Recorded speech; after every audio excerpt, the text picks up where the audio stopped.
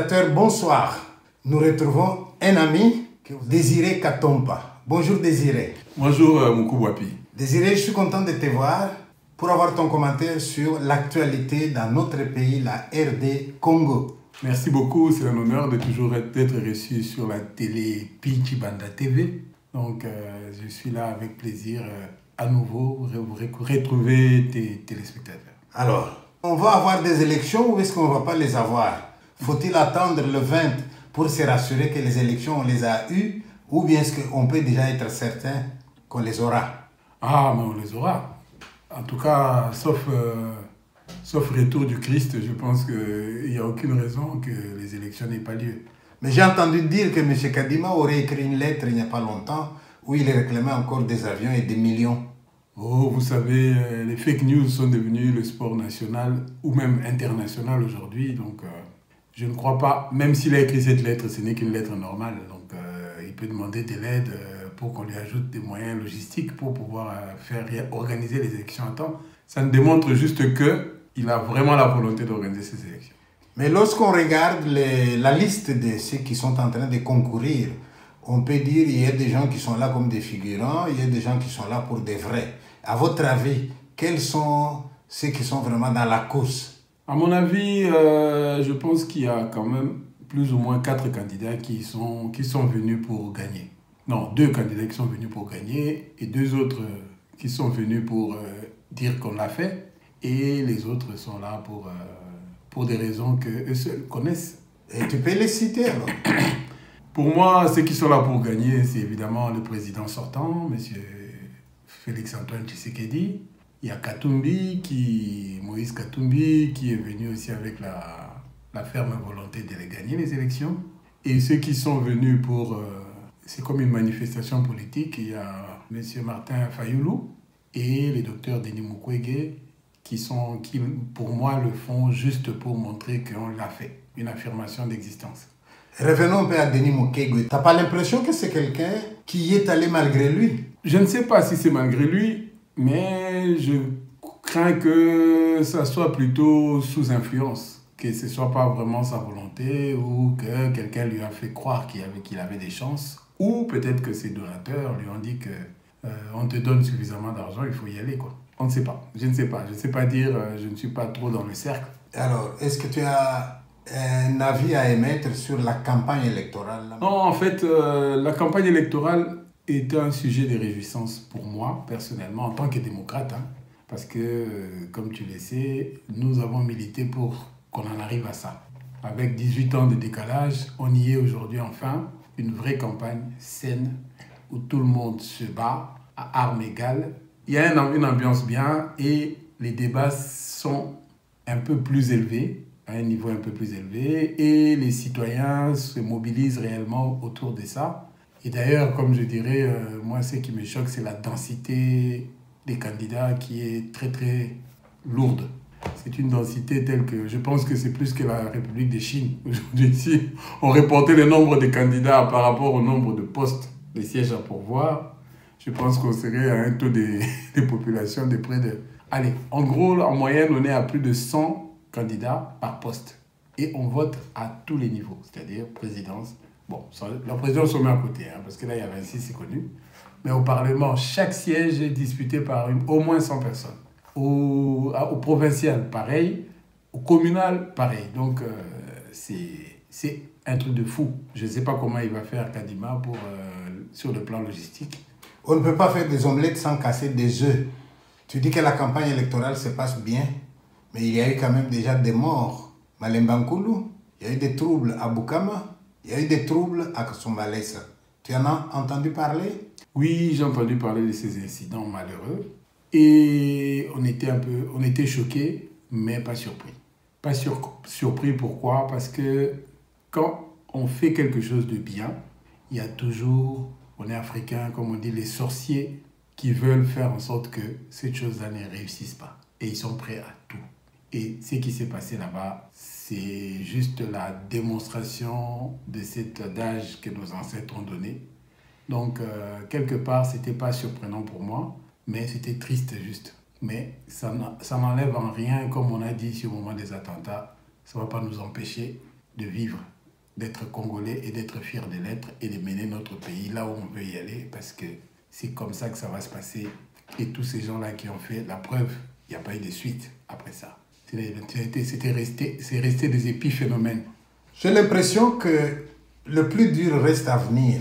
C'est-à-dire que nous allons avoir des élections, nous espérons qu'il y aura des résultats, mais les jours où on va donner ces résultats-là, je pense que nous devrions déjà prendre nos précautions pour faire en sorte que les choses se passent bien. D'un côté, moins de triomphalisme chez ceux qui vont l'emporter. De l'autre côté, de la sportivité du côté de celui qui perdra. Est-ce que c'est quelque chose qui vous préoccupe aussi? Oui, tout à fait. Il faut que les élections soient une fête. Et pour que les élections soient une fête, il faut enlever tout motif de frustration ou de suspicion. C'est comme ça que j'ai été content quand on n'a pas invalidé un seul candidat. Et j'ai été content quand on a permis à ce que tous les candidats soient traités de la même manière. Et tout ça, c'est en fait des ingrédients pour éviter que demain, après les élections, il y ait des frustrations. Ça ne manquera pas. Parce que la mauvaise foi, si le mot existe, c'est parce que les gens doivent l'utiliser. Donc les gens de mauvaise foi ne manquent pas. Mais la seule chose, c'est qu'il faut éviter qu'ils aient des raisons objectives d'être de mauvaise foi. En 2011, en 2006, en 2018, ils avaient des raisons objectives d'être de mauvaise foi ou de se plaindre. Parce que le régime avant, en organisant les élections, n'a pas tenu compte de la sérénité des choses. Mais cette fois-ci, je pense que Kadima et son équipe ont mis ça comme priorité des priorités et prennent toutes les précautions pour éviter ces frustrations-là. Mais malgré tout, vous avez vu la rencontre entre les candidats présidents autour de Kadima. Il y a eu des mots, des noms d'oiseaux qui sont sortis. Mais tout ça a permis d'apaiser les tensions. Le fait que le président ait participé à l'exercice aussi a montré à tous les gens de bonne foi, et même ceux qui sont de mauvaise foi, mais pas trop gravement, que tout ça se passe dans la bonne humeur et dans la transparence. Je suis optimiste, je reste positif, parce que j'ai compris une chose, c'est que l'homme a le pouvoir de Dieu. Ce que nous voulons, c'est ce qui arrive. Donc, essayons de vouloir quelque chose de bien, et il arrivera. Est-ce que tu as un pronostic ou bien tu veux rester au-dessus de la mêlée? Ah non, moi je ne suis pas au-dessus de la mêlée, je suis Congolais, j'ai le droit d'avoir un choix. Donc je l'ai. Et ton choix, ça serait? Félix Antoine Tshisekedi, bien sûr. Tu peux dire pourquoi? En fait, comme je l'ai dit toujours, c'est que Félix Antoine Tshisekedi est le résultat de notre combat.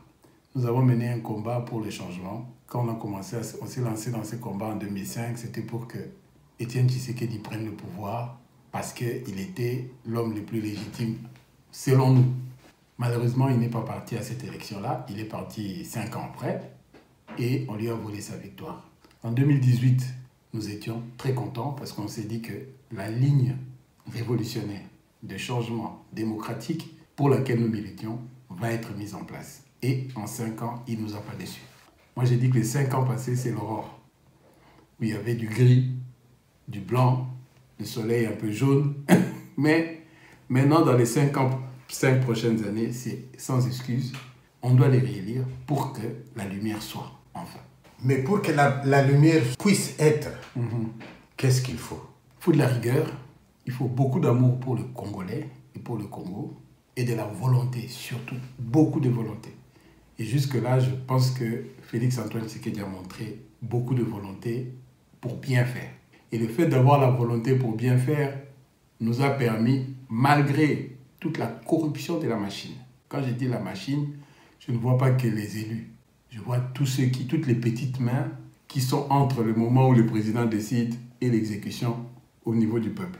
Toute cette mauvaise volonté-là, cette corruption gangrénée et, comment on appelle ça, institutionnalisée, virale carrément, malgré tout ça, il y a quand même des résultats qui ne sont pas à rougir. Et je pense que s'il a les 5 ans, les 5 prochaines années, il a encore cette présidence ici, sa volonté liée avec la rigueur, parce que le premier mandat, évidemment, tu dois être gentil avec les gens pour pouvoir être réélu. Mais au deuxième mandat, il n'a plus rien à perdre. Dans 5 ans, il sait qu'il a fini. Donc là, il va saisir et il va nettoyer. Attention, égard à tous les voleurs et les corrupteurs, parce que vous allez voir la face B. Mais des gens qui ont des idées comme les vôtres, Ça nous donne de l'espoir. Mais le moment venu, vous êtes à l'arrière-plan ou vous n'y êtes même pas. Qu'est-ce que cela veut dire? Non, le problème, c'est toujours ça. C'est que pour trouver le diamant, il faut creuser. Ouais. Il faut creuser des fois très profond. Et creuser, c'est pas toujours le temps pour creuser. On l'a pas quand on est aux affaires. En fait, quand tu es président de la République ou même simple autorité, Ouais. tu dois gérer les choses quotidiennement au fur et à mesure et ça tombe comme la pluie tropicale. Donc c'est chaque minute. J'ai lu le livre d'Obama qu'il a écrit après sa présidence. Oui. Il dit la première nuit complète qu'il a faite, c'est après qu'il ait quitté la Maison Blanche. Voilà. Donc c'est malheureux, mais malheureusement c'est comme ça. Et on espère toujours, on perd pas espoir, hein. On existe, on est là, on est disponible. S'il y a un mot de la fin désiré. En tout cas, le mot de la fin, aimons le Congo. Ces pays nous appartiennent. Ne voyons pas l'homme qui dirige, voyons le Congo. Le Congo est un espace qui nous appartient et dont nous avons le devoir de léguer ça à nos enfants en meilleure qualité que nous l'avons trouvé. Et ça, c'est mon mot de la fin. Merci beaucoup.